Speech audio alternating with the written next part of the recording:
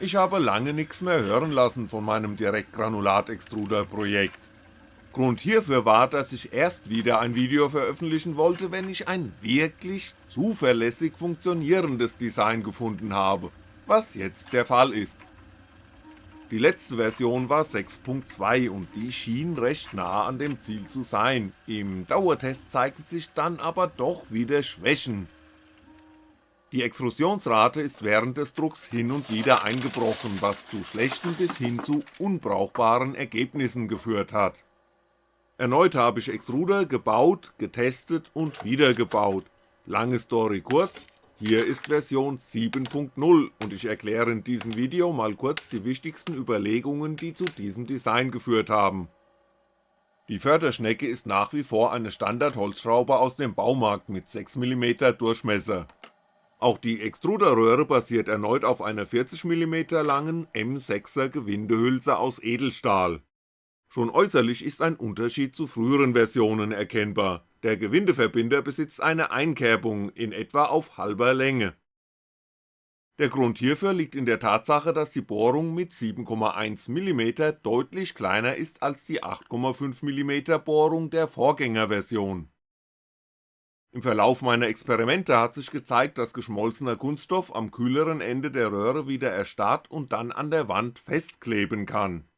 Beim Retract und beim Druck mit unterschiedlichen Geschwindigkeiten steigt immer mal mehr oder weniger von dem geschmolzenen Material etwas zu weit nach oben. Ist der Spalt zwischen Schraube und Extruderwand zu groß, kann dieses Material nicht sofort wieder gelöst werden. Erst wenn der Klumpen groß genug geworden ist, bricht dieser los, was zu schwankenden Extrusionsraten führt. Also galt es, den Spalt zu verkleinern, was im einfachsten Fall durch eine Schraube mit größerem Durchmesser gemacht werden kann. Eine 7mm Schraube ergibt einen Spalt von 0,75mm hin zur Extruderwand, was klein genug ist, um das Festbacken von Kunststoff an der Wand zu unterbinden. Gleichzeitig bleibt der Spalt groß genug, um das Fließen von flüssigem Kunststoff zwischen den Schraubenwindungen und das Entweichen von Luft zu ermöglichen. Diese Art von Druckausgleich ist nötig, da wir mit einer Schraube arbeiten, die eine konstante Steigung über die gesamte Länge besitzt. Wie bereits in mehreren Videos zu dieser Serie erklärt, auf dem Weg vom lockeren Pulver zu einer kompakten, geschmolzenen Masse wird das Material komprimiert und die eingeschlossene Luft muss raus aus der Röhre. Die 7mm Schraube hat allerdings zwei Nachteile. Zum einen ist diese Schraubengröße nicht ganz so gebräuchlich, zumindest im Baumarkt meines Vertrauens, weshalb ich eine Online-Bestellung geordert habe. Der zweite Nachteil ist, dass der größere Schraubendurchmesser nach einem höheren Drehmoment verlangt. Durch Verkleinern des Ritzels auf dem Schrittmotor konnte ich die Getriebeuntersetzung auf 32:9 vergrößern, um somit gerade so genug Drehmoment auf die Schraube ausüben zu können. Drucken ging, aber nicht mit allzu hohem Materialdurchsatz. Also Plan B, Verringern der Bohrung auf jetzt 7,1mm. Da eine höhere Wandstärke einen unerwünscht höheren Wärmetransport ergibt, habe ich Material am Übergang vom Hot zum Cold End mit der Drehbank entfernt. Guter Nebeneffekt: die Übergangszone ist schärfer definiert, der Übergang vom festen zum flüssigen Kunststoff erfolgt schneller, was die Gesamtreibung in der Röhre verringert.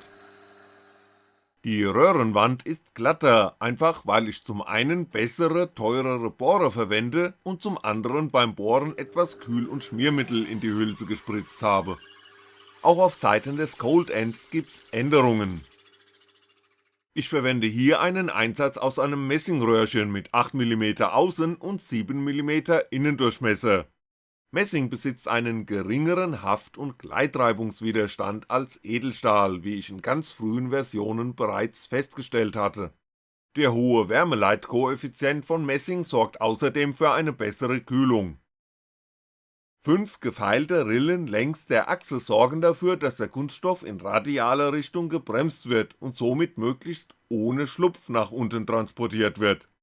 Oben habe ich den Messingeinsatz eingekerbt, damit die Schraube die Körner greifen und nach unten pressen kann, ohne dass sich diese am Rand entlang drehen.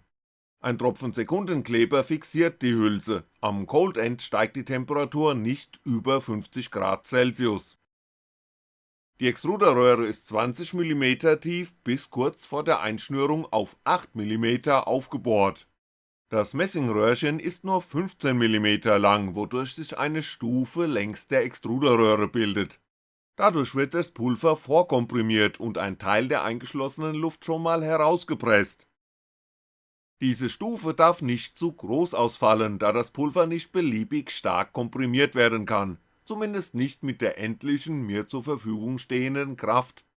Zu groß und der Extruder wird blockiert, zu klein und der gewünschte Effekt wird nicht erreicht. Die 0,5mm Wandstärke des Röhrchens funktionieren gut. Den Rand der Extruderröhre habe ich oben ebenfalls eingekerbt. Der Innendurchmesser des Messingeinsatzes ist mit 7mm geringfügig kleiner als die Bohrung in der Gewindehülse, wodurch sich der Innendurchmesser des Extruders in Richtung Hotend etwas weitet. Das ist besser als eine Verengung, denn damit würde der Extruder leichter verstopfen. Ich hatte viel mit emaillierten Extruderröhren experimentiert, denn diese Glasbeschichtung bewirkt eine deutliche Verringerung der Reibung mit der Röhrenwand. Da Version 7.0 auch unbeschichtet funktioniert, belasse ich es dabei. Zumindest die untere Hälfte der Röhre zu beschichten ist eine Option für weitere Experimente. Die Wasserkühlung ist nur geringfügig geändert, kommt jetzt ohne vordere Abdeckungen daher. Der Alublock ist so gebohrt, dass das Wasser nach wie vor um die Extruderröhre herumgeleitet wird. Die hintere Abdeckung ist aus Aluminium gefräst und wird mit 2 Schrauben befestigt. Als Dichtmittel dient Kraftkleber. Links und rechts sind die Anschlüsse für den Wasserschlauch angeschraubt. Die Extruderröhre wird bis zur Einkerbung in den Alublock geschoben und mit 2 Schrauben gesichert. Oben ragt diese 5mm aus dem Alublock heraus. Die Schraube ist nicht mehr schwimmend gelagert, Unterlegscheiben aus Messing sorgen dafür, dass diese fest mit der Kupplung am Getriebe verbunden ist. Ein wenig Bewegungsfreiheit bleibt durch das verwendete Kugellager und den langen Hebel der Schraube. Die Schraubenachse verläuft wieder durch die Mittelachse der Röhre, in der vorherigen Version hatte ich ja einen leichten Versatz verwendet. Mit einer Länge von 60mm ragt die Schraube 31mm in die Röhre hinein. Beim Experimentieren haben sich Distanzstücke von 3, 2 und 1mm stärker als hilfreich erwiesen, um die Eintauchtiefe zu variieren. Zu tief ergibt ungleichmäßige Extrusion, zu hoch verhindert den Retract, was zu starkem Stringing führt.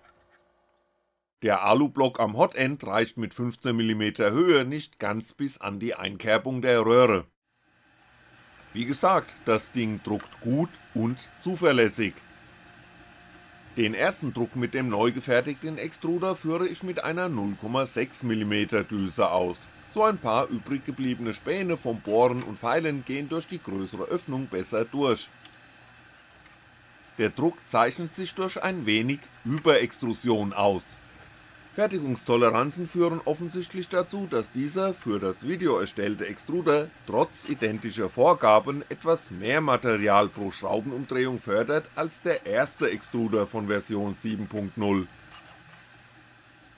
Dass die Schraube das Material mit bestmöglichem Grip transportiert, ist an der Tatsache zu erkennen, dass auch kleine Variationen von 5% und weniger in den Slicer-Einstellungen deutliche Wirkungen im Druckbild hinterlassen. In früheren Versionen mussten es schon mindestens 10% und mehr sein, um sichtbare Anzeichen für Über- oder Unterextrusion zu bewirken. Das Material wird fast ohne Schlupf extrudiert. Trotz leichter Überextrusion gelingt der erste Druck, die Wände meines Standard-Kettengliedes sind schön glatt. Der nächste Druck erfolgt dann mit einer 0,4mm Düse und verringertem Filamentfaktor. In Sachen Zuverlässigkeit setzt der Extruder in Version 7.0 neue Maßstäbe. Ich habe mit dem ersten Extruder von Version 7.0 schon eine kleine Flotte gedruckt und an keinem Benchy sind unschöne Spalte zu sehen. Auch der zweite Extruder der Baureihe arbeitet von Anfang an so wie er soll. Infill und Perimeter werden mit deutlich unterschiedlichen Geschwindigkeiten gedruckt, ohne dass Lücken in den Außenwänden auftreten. Im vorangegangenen Video war ja zu sehen, dass die Vorgängerversion diesbezüglich Schwächen gezeigt hat. Infill ist auf 80mm pro Sekunde gesetzt, auch bei den oberen Lagen mit 100% Füllung. Die äußeren Perimeter werden mit 50mm pro Sekunde gedruckt und kleine Strukturen gar nur mit 30mm pro Sekunde. Ich arbeite mit einem für meine Extruder sehr geringen Wert für den Retract, ohne dass Fäden beim Drucken gesponnen werden. Für ein allererstes Benchy mit einem nagelneu angefertigten Extruder kann sich das Ergebnis sehen lassen. Im nächsten Video wird nicht mehr grundlegend am Extruder-Design gebastelt, sondern ich untersuche die Besonderheiten des Drucks mit Kunststoffpulver und berichte, an welchen Stellschrauben gedreht werden muss, um bestmögliche Resultate zu erzielen. Es gilt unter anderem Stringing, Bridging und Volumendurchsatz genauer unter die Lupe zu nehmen. Das bedeutet drucken, drucken, drucken. Die Nachbauanleitung von Extruder 7.0 gibt's wie immer auf meinen Seiten zum Download. Es gibt noch viel zu tun, daher ein großes Dankeschön an alle, die mich auf meinem langen Weg hin zu einem funktionierenden Direktgranulat-Extruder finanziell unterstützt haben und weiterhin unterstützen, sei es als Patreon oder über die Spendenschaltfläche auf meinen Seiten. Ein besonderes Dankeschön geht erneut an meinen anonymen Großsponsoren.